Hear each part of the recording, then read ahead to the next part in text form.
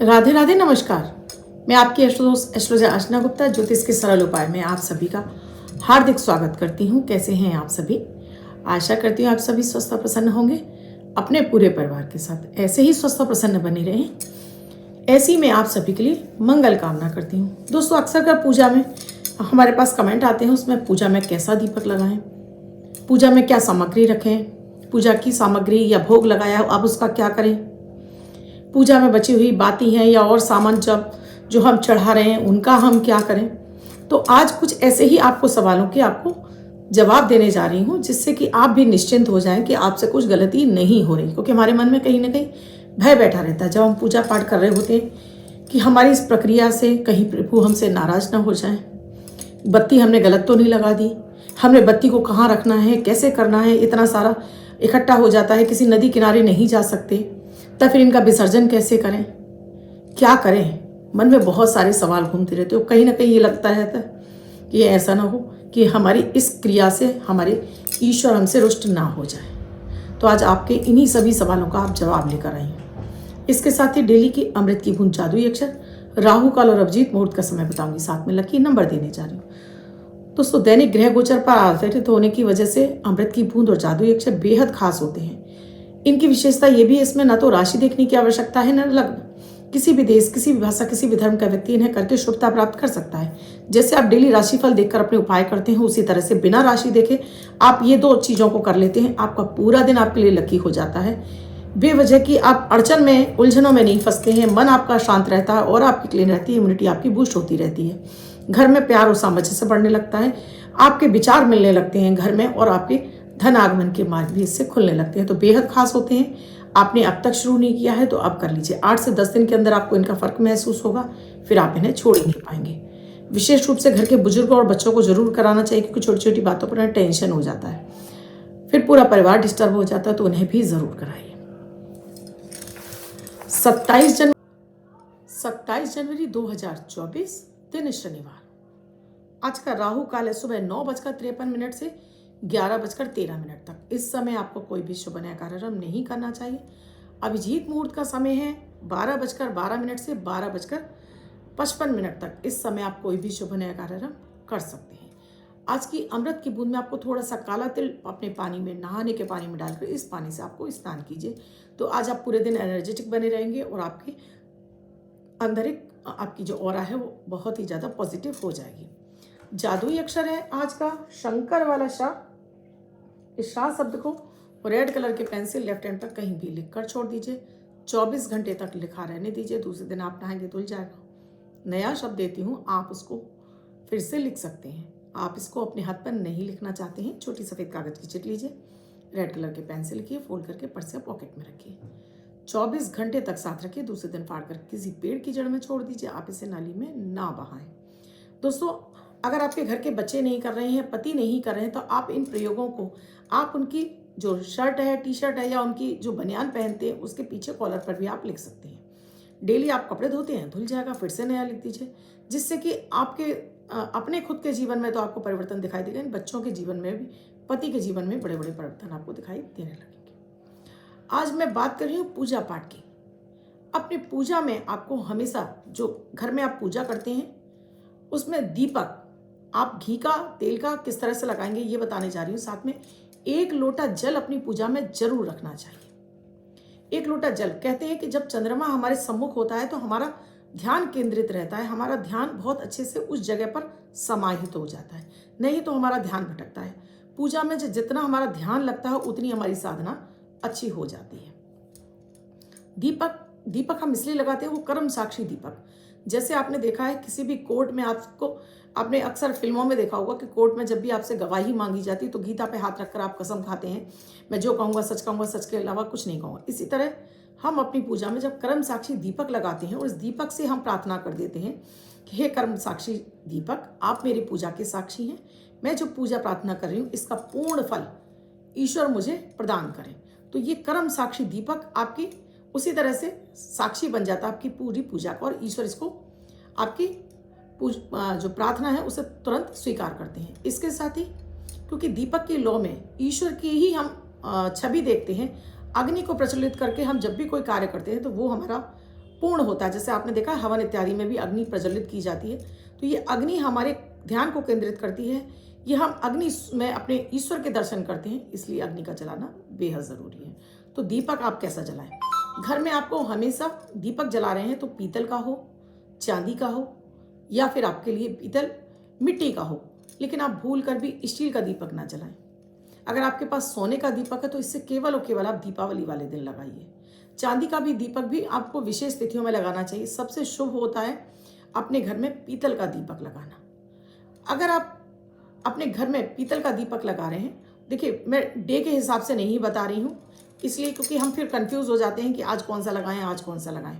यहाँ मैं बता रही हूँ, अगर आपको लक्ष्मी की कामना है, माता माँ लक्ष्मी की असीम कृपा चाहिए, तो अपने घर में हमेशा आपको कलाबी की बाती की ही कलाबी की बाती का ही दीपक लगाना चाहिए। कलाबे की बाती, चाहे आपके पास वो पेच वाली बाती हो जिसमें हम बत्ती फंसा देते हैं, उससे जलता है, या फिर लेटी हुई बाती। लक्ष्मी जी के आगे अगर आप ये अपने घर के मंदिर में लगाते हैं तो इससे आपको कुल देवी की भी कृपा प्राप्त होती है, माता माँ लक्ष्मी की भी कृपा प्राप्त होती है। आप किसी भी शिव मंदिर में जा रहे हैं तो वहाँ गोल बाती का घी का दीपक लगाइए। अगर आप हनुमान जी के मंदिर में जा रहे हैं तो वहाँ लेटी बाती का, चमेली के तेल का या सरसों के तेल का दीपक लगाइए। आप अपने घर में भी आप कोई नारायण की विशेष पूजा कर रहे हैं, जैसे आप गुरुवार को है भगवान विष्णु की आप कथा सुन रहे हैं, बृहस्पति देव की, या फिर सत्यनारायण की कथा सुन रहे हैं, तब आप एक घी का दीपक और साथ में एक तिल तेल का दीपक भी जलाइए और लेटी बाती रुई की लगा लीजिए। और इसकी रुई की बाती पर थोड़ी सी उसके मुख पर आपको हल्दी लगा देनी चाहिए। हनुमान जी के आगे अगर कोई विशेष मनोकामना के लिए आप दीपक जला रहे हैं अपने घर में, तो एक सरसों के तेल का दीपक जलाइए और इसमें लेटी बाती डालकर इसमें 2 लौंग डाल दीजिए।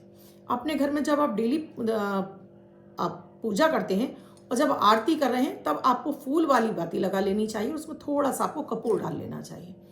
इस दीपक से आप जब भगवान की आरती करते हैं तो पूरे सभी देवी देवताओं की आपको कृपा प्राप्त होती रहती है।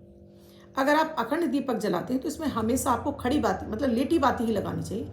खड़ी बाती का मतलब है कि उसको फूल वाले लगाते हैं ना, जो मार्केट में मिलते हैं दीपक, उनमें दीपक में हम बत्ती फंसा देते हैं तो वो आराम से जलती रहती हैं। ये आप रुई की भी जला सकते हैं, और आप इसमें अगर आप घी का जला रहे हैं तो आप कलाबी की बाती डालिए, और तेल का जला रहे हैं तो फिर आप रुई की बाती लगाइए। इससे आपके जीवन में अपार धन संपत्ति की आपको प्राप्ति होती है। शनिवार पर अगर आप शनिदेव के आगे दीपक जला रहे हैं शनि पीड़ा से मुक्ति के लिए, तब भी आपको लेटी बाती का ही दीपक जलाना चाहिए। आप यहाँ रुई की भी बाती लगा सकते हैं और यहाँ आप काले धागे की भी बाती लगा सकते हैं। काला धागा जो आपने अपने पैर से लेकर सिर तक का नापिए और इसकी बाती बनाकर, बटकर बाती बनाकर इसको भी लगाते हैं तो शनि जन्य पीड़ाएं आपकी शांत होने लगती हैं। घर में विशेष अवसरों पर आपको अखंड ज्योत जलाते रहना चाहिए, एक घी का और एक तेल का। तेल के दीपक में विशेष रूप से आप तिल तेल का दीपक लगाइए। भगवान विष्णु की पूजा में आप तिल तेल का दीपक जलाते हैं, या अपनी कुल देवी के आगे आप तिल के तेल का दीपक जलाते हैं तो उनकी विशेष आपको कृपा प्राप्त होती है। माता माँ लक्ष्मी के सम्मुख हमेशा आपको कलाबी की बाती और घी का दीपक जलाना चाहिए। इसमें आप केसर डाल सकती हैं, चुटकी भर हल्दी डाल सकते हैं, तो ये आपके घर में अपार धन समृद्धि और साथ में माता माँ लक्ष्मी की कृपा आपको दिलाते रहते हैं।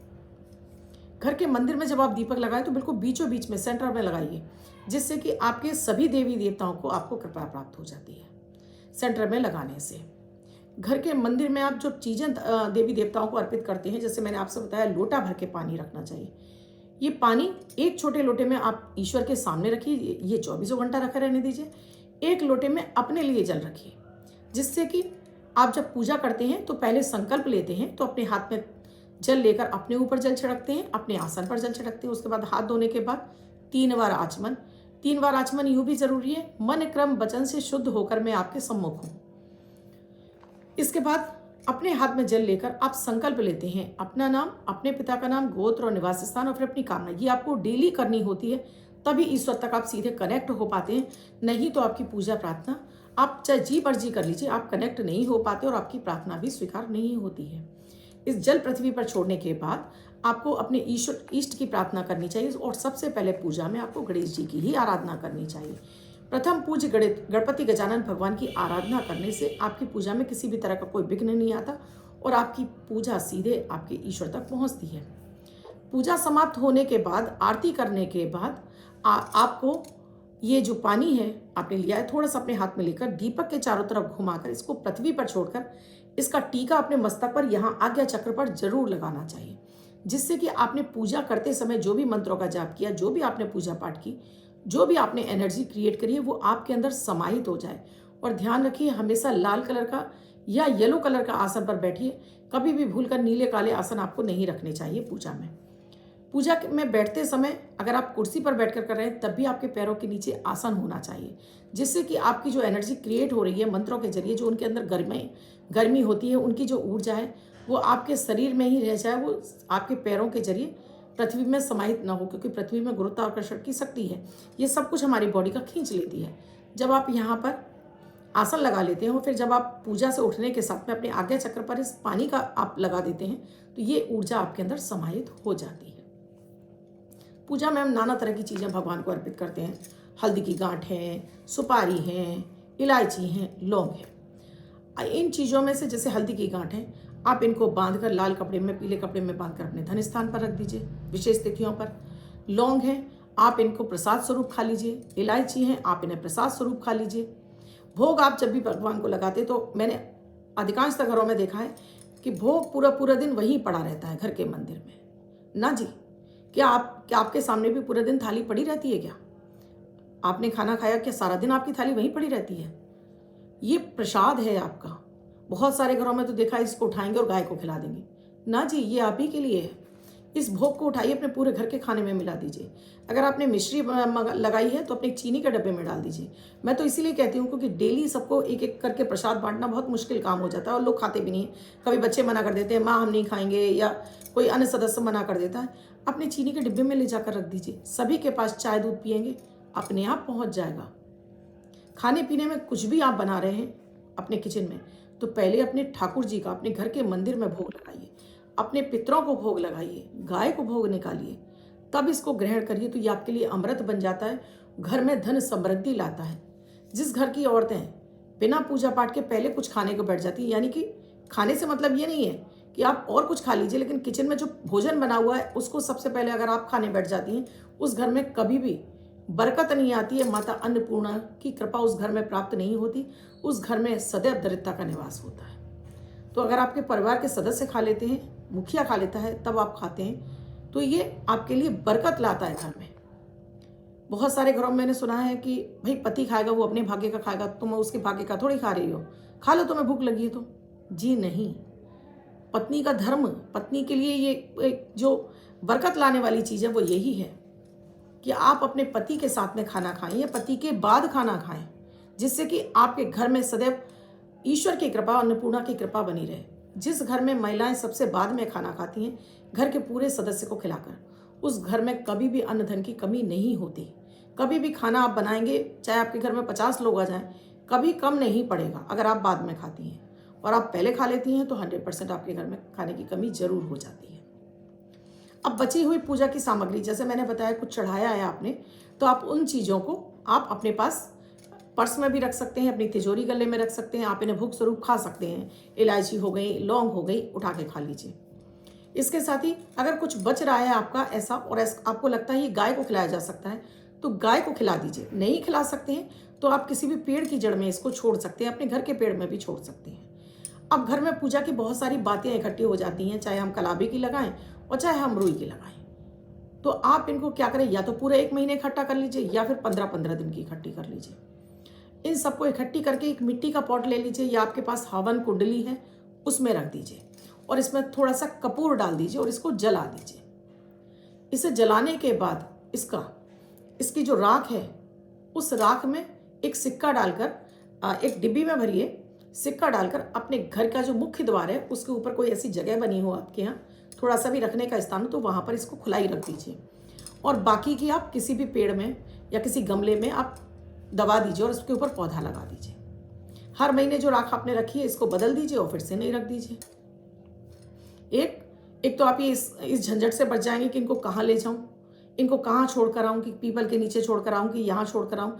अपने घर के गमले में ही दबाया, ऊपर से कोई भी अच्छा पौधा लगा दिया। आपके घर में क्यारी बनी है, गमले बने हैं, उनमें लगा दीजिए। परेशान होने की तो आवश्यकता ही नहीं है। हल्दी की गांठें हैं, जैसे आपने पुरानी निकाल दीजिए, नई रख दीजिए और पुरानी वालों को किसी मिट्टी के जड़ में दबा दीजिए। मिट्टी तो हर चीज़ को सोख लेती है, तो इस यहाँ पर की चीज़ डंप भी हो जाएगी और आपको किसी भी तरह का कोई दोष नहीं लगेगा। तो घर में 2-4 अपने पौधे लगा लीजिए, विशेष रूप से फूलों के पौधे लगाइए, जैसे सफ़ेद फूल हैं, आपके लिए गुलाब के फूल हैं। ये आपके घर में शुद्ध एनर्जी भी लाते हैं और आपके घर में सुगंध भी लाते हैं और आपके घर में आपकी ऊर्जा को बढ़ाते हैं। एक चीज़ और आपको बता दूं, अपने घर के मंदिर में हमेशा आपको येलो कलर का कपड़ा बिछाना चाहिए। अगर आपके घर का मंदिर सही दिशा में होता है तो इससे भी आपके बच्चों का विकास, आपके पति का विकास और आपके घर में धन समृद्धि का विकास होता है। उस घर का गुरु सदैव मजबूत रहता है। तो घर के मंदिर में कभी भी आपको रेड कलर का ज़्यादा प्रयोग नहीं करना चाहिए, चाहे वो पर्दे हों, चाहे उस प्रभु का आपने आसन दे रखा है, और ना ही रेड कलर का बल्ब जलाना चाहिए, क्योंकि ये है एंटी। हालांकि गुरु और मंगल एक ही मतलब परम मित्र हैं, लेकिन घर के मंदिर में इससे आपका वास्तु दोष पैदा हो जाता है। अगर आप ईस्ट में बहुत ज़्यादा आप रेड कलर का इन्हेंस कर देते हैं, रेड कलर का बल्ब लगा दिया, रेड कलर का कपड़ा बिछा दिया, तो लोगों के बीच में छोटी छोटी बातों पर विवाद होने लगता है, गुस्सा भड़कने लगता है। क्योंकि गुरु भी गर्म ग्रह हैं, गुरु भी थोड़ा सा आपको अंदर गर्माहट लाते हैं, और फिर मंगल का उसमें पुट मिल जाए तो घर में क्लेश शुरू हो जाते हैं। बेवजह सबके विचार ऐसे हो जाते हैं कि छोटी छोटी बातों पर झगड़े होने लगते हैं। तो अगर आप इन बातों का ध्यान रखते हैं तो यकीन मानिए कि आपके जीवन में बहुत सारी सुख समृद्धि आ जाती है। आप अगर शनि के लिए दीपक जला रहे हैं तो इस शनि का दीपक आप घर के बाहर भी जला सकते हैं। किसी शनि मंदिर में नहीं जा सकते, किसी शनि पीपल के पेड़ के नीचे नहीं जा सकते, तो शनिवार को एक मिट्टी का दीपक ले लीजिए, सरसों का तेल लीजिए, इसमें बाती आप रुई की भी लगा सकते हैं और काले धागे की भी, घर के बाहर लगाकर यहीं पर खड़े होकर शनि मंत्र का जाप करके अपने घर के अंदर आ जाइए। तो इससे शनि जन्य पीड़ाओं से आपको राहत मिलती है। गुरुवार को आप आटे का दीपक शुद्ध देसी घी का अपने घर के बीचों बीच देहली के अंदर लगा देते हैं और अपनी माता माँ लक्ष्मी से प्रार्थना करते हैं कि वो आपके घर में स्थिर रूप से निवास करें। तो ऐसे घरों में हमेशा जिनके अनवांटेड खर्चे हो रहे हैं, बेहद खर्चे बढ़ते जा रहे हैं और खर्च रुकने का नाम नहीं लग रहा है, उनका खर्चा, उनका पैसा कब आया और कब चला गया, इससे उन्हें राहत मिल जाती है और पैसा उनके घर में टिकने लगता है। आई होप दोस्तों आपको वीडियो अच्छा लगा होगा। अब जिनका बर्थडे या मैरिज एनिवर्सरी है उनका ये वर्ष शुभ हो, ऐसी आप सभी के लिए मंगल कामना करती हूँ। बच्चे महिला पुरुष जिनका बर्थडे है, वो पति पत्नी जिनकी मैरिज एनिवर्सरी, किसी भी वर्ष में किसी भी महीने की 27 तारीख को बर्थडे या मैरिज एनिवर्सरी वो प्रयोग करेंगे। व्हाइट कलर के पेपर पर रेड कलर से 9 नंबर लिखेंगे, फोल्ड करके अपने पास रखेंगे। ये अंक आपको वर्ष वर्ष शुभता प्रदान करेगा। अन्य कोई व्यक्ति 24 घंटे तक लिखकर इसको अपने पास रख सकता है। वीडियो अच्छा लगा हो तो लाइक ज़रूर कीजिएगा, शेयर जरूर कीजिएगा और राधे राधे लिखना तो बिल्कुल मत भूलिएगा। कुंडली का विश्लेषण कराना चाहते हैं तो स्क्रीन पर नंबर दिया हुआ है 8077506510। व्हाट्सएप मैसेज या कॉल के जरिए जान सकती हैं क्या है प्रक्रिया, क्या है प्रोसीजर हमसे जुड़ने के लिए। आप भी स्वस्थ रहें, मस्त रहें, हमेशा जीवन में तरक्की करें, इसकी कामना के साथ मैं आपसे विदा लेती हूँ। राधे राधे।